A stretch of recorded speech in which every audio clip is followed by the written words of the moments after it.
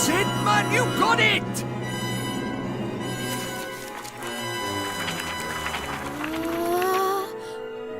Whoa! Whoa!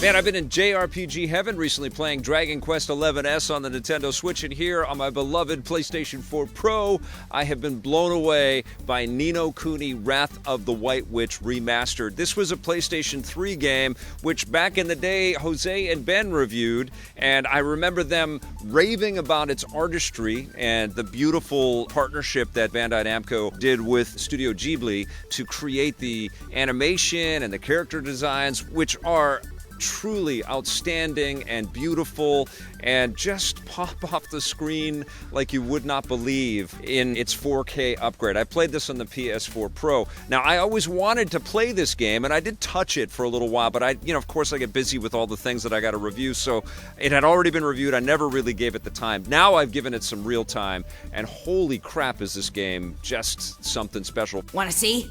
Do I ever?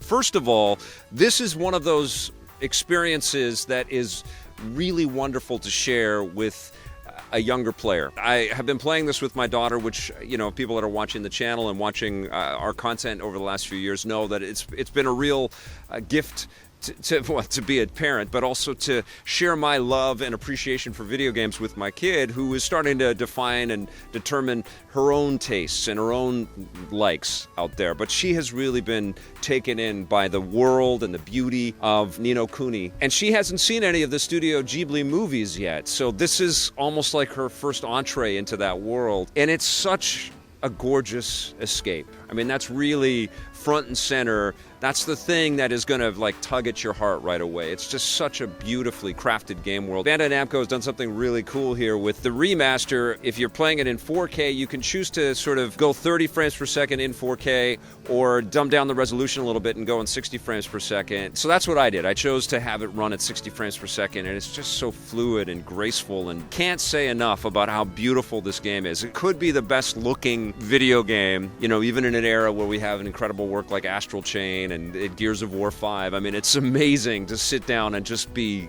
blown away by the artistry here. I cannot stress that enough. It's gorgeous. And we're off to another world! The gameplay is also wonderful because it's tried and true, kind of derivative on a lot of JRPG type content that we played before. You play this kid that gets lost in this magical realm and realizes he has magical powers, and he encounters this little creature that is just so damn cute. He's got a little bell on the end of his nose, and he makes little squeaky sounds wherever he walks. You just witnessed the rebirth of Drippy, Lord of the Fairies. Who?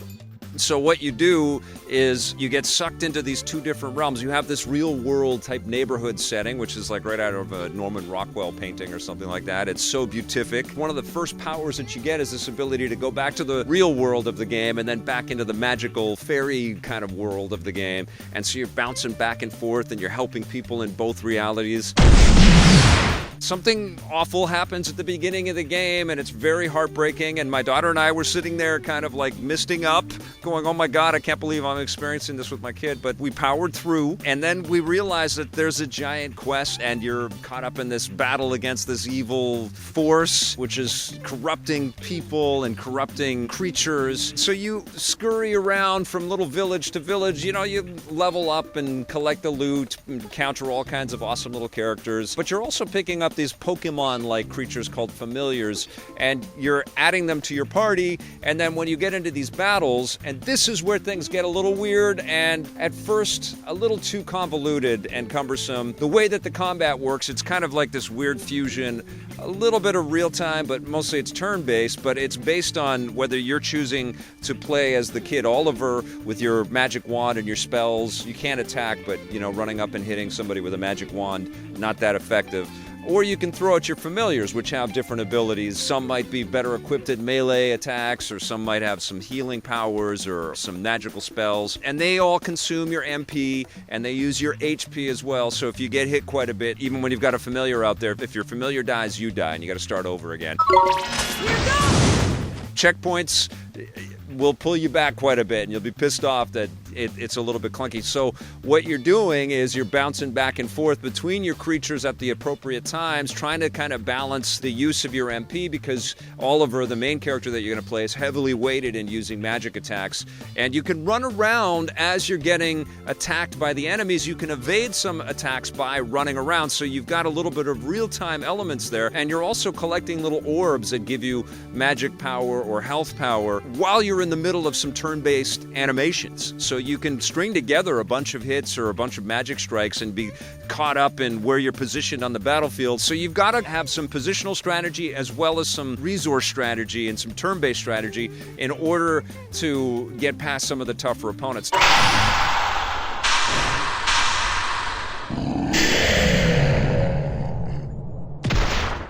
Now, most of the enemies that you're going to encounter in Ni no Kuni, Wrath of the White Witch, are pretty accessible and pretty easy to defeat. There's definitely things that JRPG purists will quibble about and have issues with. The combat isn't as satisfying as the developers would have hoped. This is a fairly hand-holdy experience, but it's so sumptuous with its visuals. It's also got a very beautiful musical score. I didn't mind. I was captivated. I kept saying to myself, oh my God, this is absolutely gorgeous. Whether you're traipsing through a forest or visiting a town and shopping and interacting with all kinds of wacky characters. I streamed some of this game and had fun voicing all the different characters. You know, it's a fun game to read to your kid, you know? It's a fun game to play. It's just intoxicating and hypnotic and such a gift, and I'm just so grateful that Bandai Namco brought this back out. I was really, really impressed and really happy to revisit this game.